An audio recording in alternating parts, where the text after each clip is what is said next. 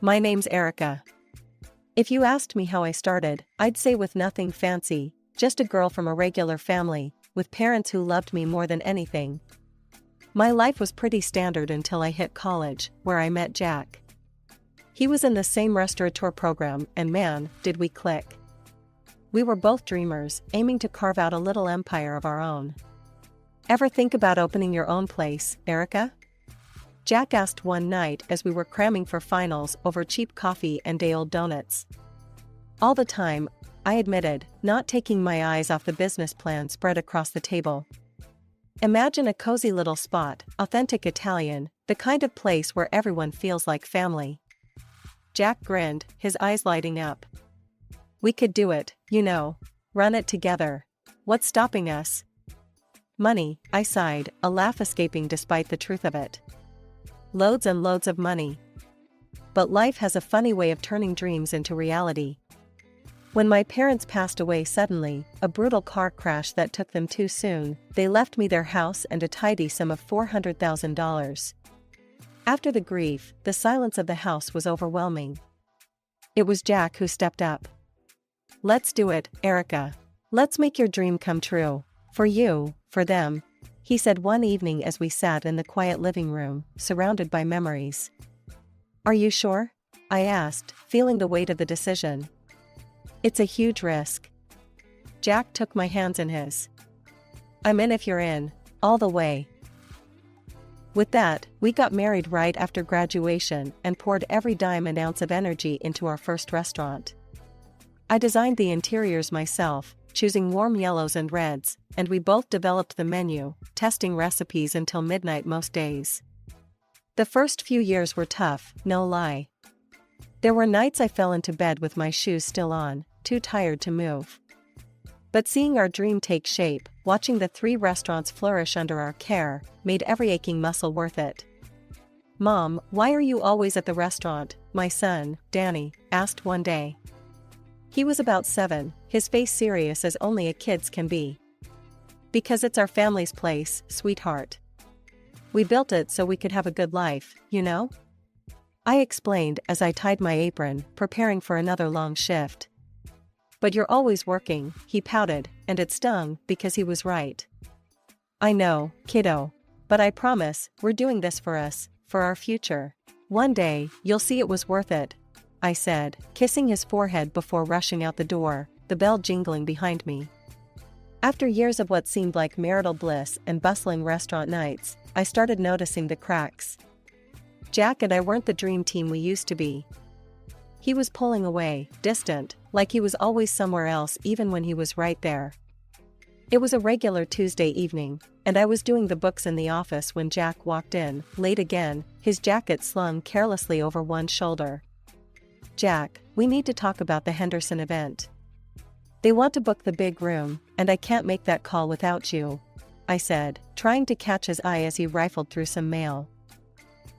Yeah, sure, whatever you think is best, he muttered, not looking up. That was his new thing, agreeing without listening. It drove me nuts. Jack, I snapped, louder this time. This is important. Can you please focus? He finally looked at me, his eyes tired, or maybe just uninterested. Erica, I trust your judgment. Just handle it, okay? I've got a lot on my mind. That was another thing. What exactly was on his mind these days? I used to know every thought he had. Now? Not so much. One night, I just couldn't take the guessing games anymore. We were in bed, the only time we ever were in the same room it seemed, and I turned to him, my voice shaky but needing the truth. Jack, is there someone else? The words felt like broken glass coming out of my mouth. He was silent for a long moment, the kind of silence that tells you everything you don't want to hear. Yeah, there is, he said finally, his voice flat. No anger, no sorrow, just cold, hard fact. It just happened. We've changed. I've changed. You've changed. It's not just one thing. The next day was a blur. I moved through the motions at the restaurant, smiling at customers, checking on orders, all while feeling like I was outside my body, looking down at some stranger living my life. When I finally got home, Jack was there, sitting at the kitchen table with that look on his face, the one that used to mean he had something serious to say. "Erica, I think we should talk about what this means for us," he said, as I dropped my keys on the counter, not ready to sit, not ready to hear it. "What's there to talk about, Jack? You've made your choice," I said, my voice cold, steadier than I felt. "We should get a divorce. There's nothing left to salvage." He didn't argue with that. Maybe he wanted to, or maybe he was just as tired as I was. Tired of pretending, tired of hiding, tired of whatever we had become. The following weeks were a whirlwind of meetings with lawyers and dividing up the life we had built together. I kept the house and half of everything else. It was fair, I suppose, but it felt like paying a huge price for a life I wasn't sure I wanted anymore. That's the thing about building something with someone, it becomes so intertwined that tearing it apart leaves everything looking a bit frayed, a bit worn, a shadow of what it used to be. Starting over is like standing on a cliff edge, the fear of the drop, but also the thrill of the unknown. After Jack, I spent a lot of time figuring things out, getting the restaurants running smooth without him, and just being alone. It wasn't bad, not really. Gave me time to think, to breathe. But then, like a cliché in some corny romance novel, Tom walked into my life, a lawyer with a killer smile that probably won too many cases on charm alone. He came into the restaurant one busy Friday night, his little girl, Emily, in tow. They were hard to miss, she had the same bright laugh as her dad. "A glass of your house red for me, and a lemonade for the little miss," Tom smiled at me, not knowing I owned the place. I was filling in for the hostess that night, just trying to keep busy. Throughout the night, I kept catching glimpses of them from the corner of my eye, him explaining bits of the menu to her, her listening so intently like the world depended on it. It was adorable. Made me miss having that kind of simple interaction, which had become so rare in my life. As they were leaving, Tom stopped by the register where I was cashing out another customer. "Thanks for a wonderful dinner," he said. "The food was excellent, and so was the service."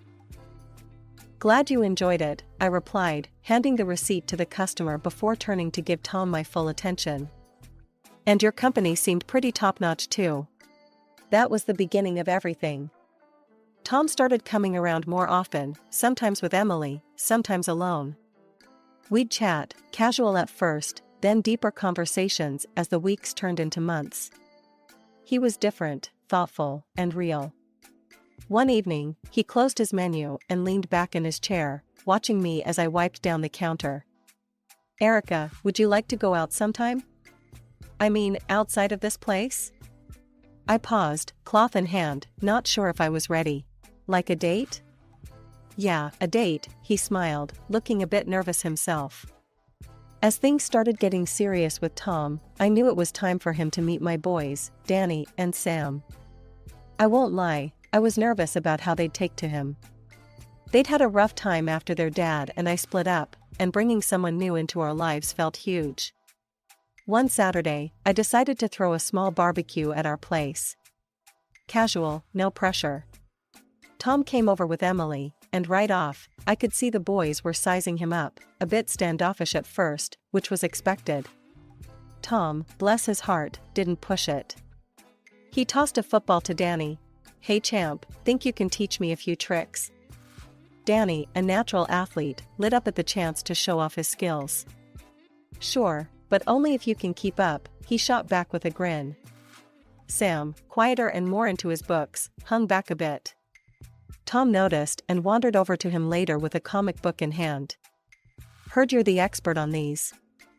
Think you could explain the multiverse theory to me?" "It's way over my head."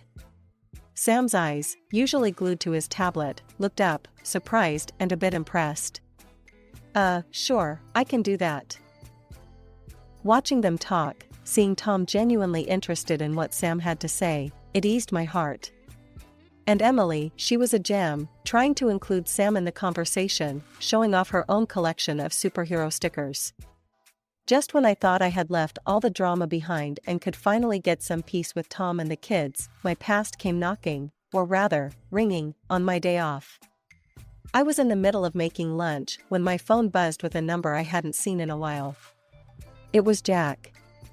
My heart sank a bit, not ready to hear whatever he had to say. "Erica, you're not going to believe this, but I'm suing you," Jack's voice chirped through the speaker, too cheerful for the words he was spitting out. "You got more than your fair share in the divorce, and I've been talking to some very good lawyers. My new father-in-law's picking up the tab. We're going to make sure I get what I deserve, which is a lot more than what I walked away with." My head was spinning. "You've got to be kidding me. We split everything fair and square. You agreed to it." "Yeah, well, I've changed my mind.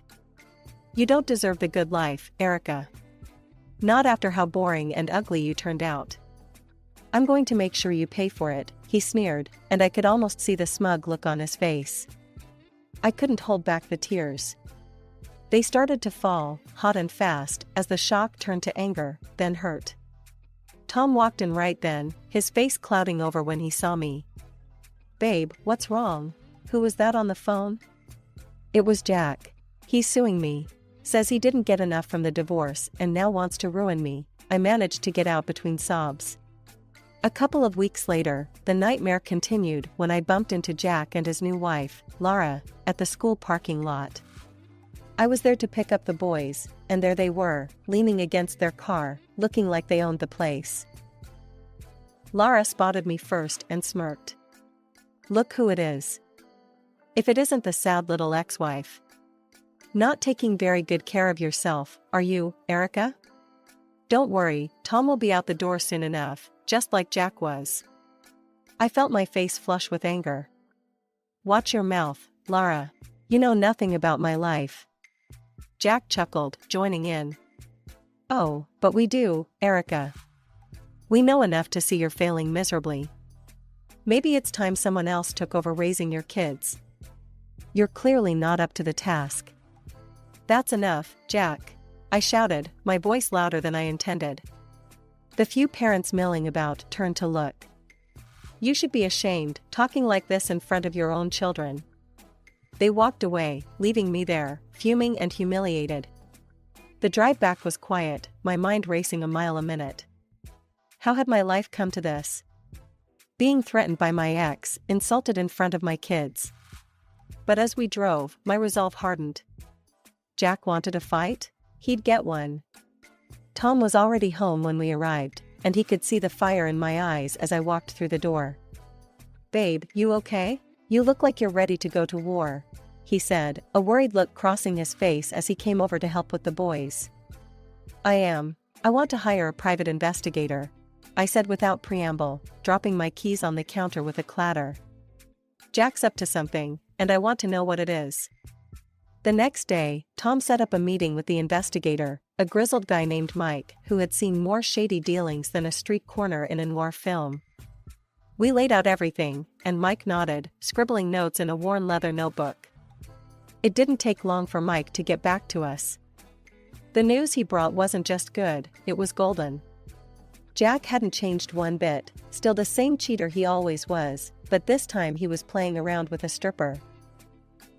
I was sitting at the kitchen table when I forwarded the evidence to Laura, adding just a note.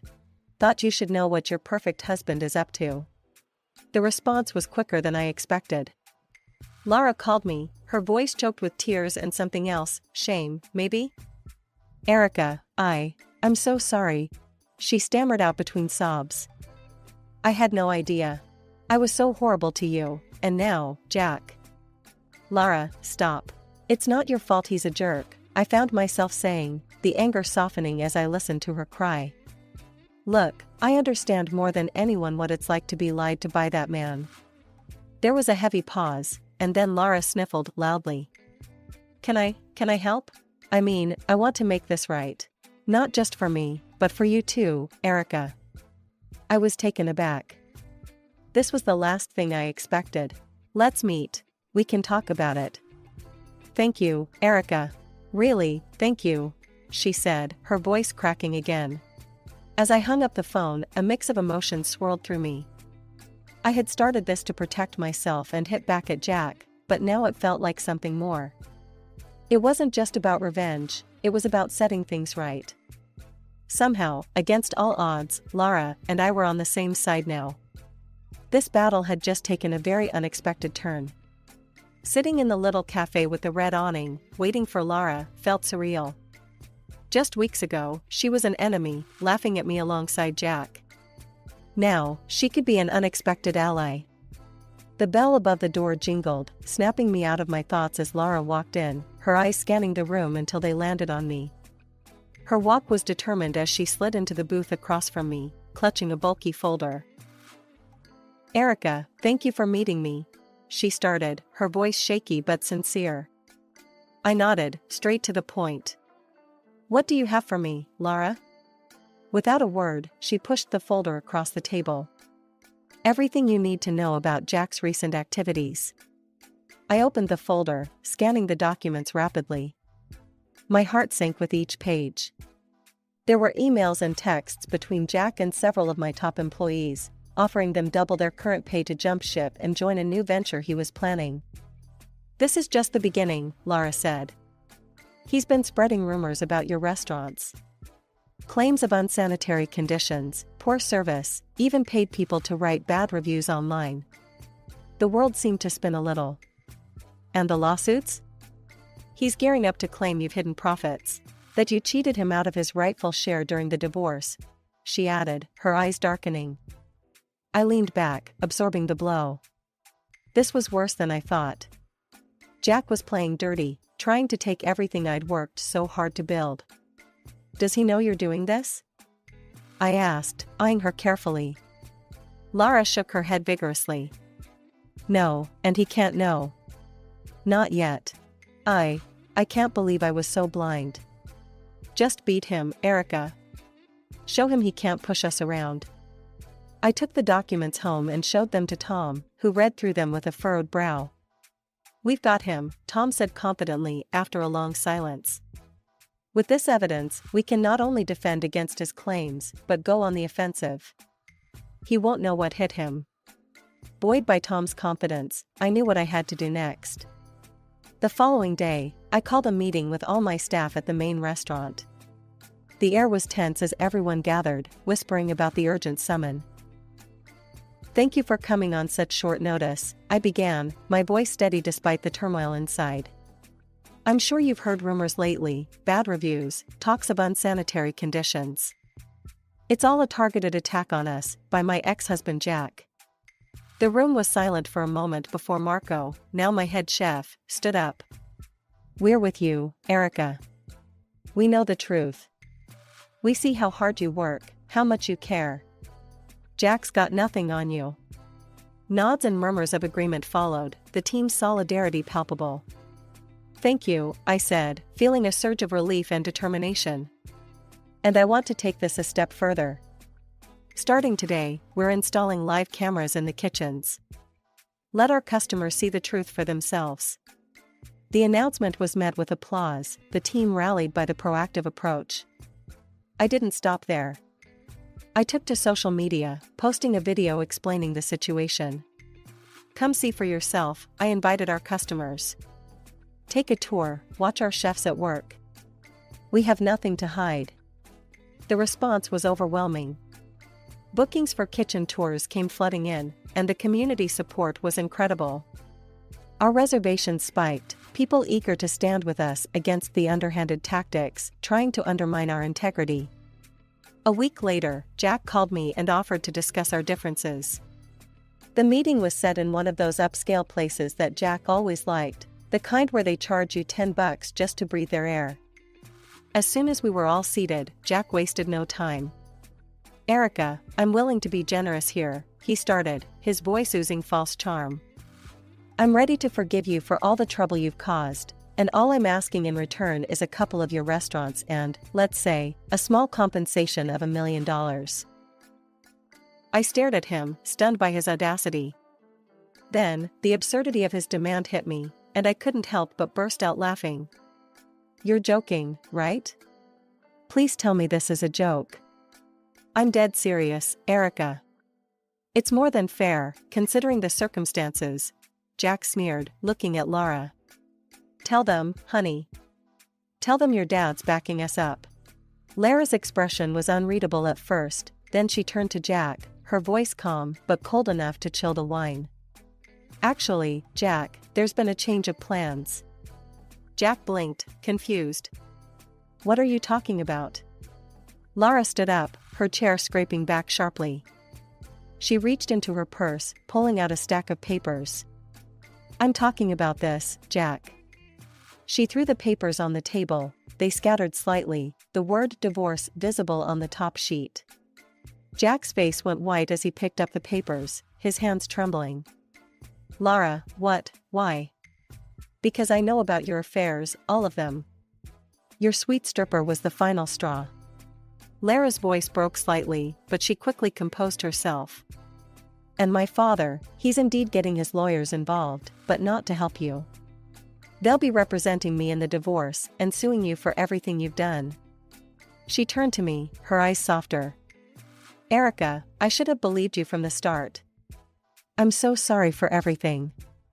I reached out, squeezing her hand briefly. It's okay, Lara. We both fell for his lies. But it's over now. Lara nodded, pulling her hand back and taking a deep breath. It is. She looked back at Jack, who was now slumped in his chair, his face buried in his hands. Goodbye, Jack. With that, Lara walked out of the restaurant, her head held high. The silence that followed was heavy. Jack finally looked up, his eyes red. Erica, please, I can change. Don't let her do this. Don't let her ruin me. Tom's laugh was harsh, echoing slightly in the suddenly too quiet restaurant. You did that all on your own, Jack. Erica has nothing to do with it. And as for that lawsuit you were so eager about, expect one from us for defamation. And trust me, we have more than enough to bury you. We stood up, ready to leave this mess behind. Jack remained seated, a broken figure who'd finally run out of moves. The courtroom was hushed as Tom and I waited for the judge to deliver the final verdict. My hands were clammy, clasped tightly together in my lap, while Tom, ever the rock, gave my hand a reassuring squeeze. The judge looked over the rim of his glasses, his voice steady and clear.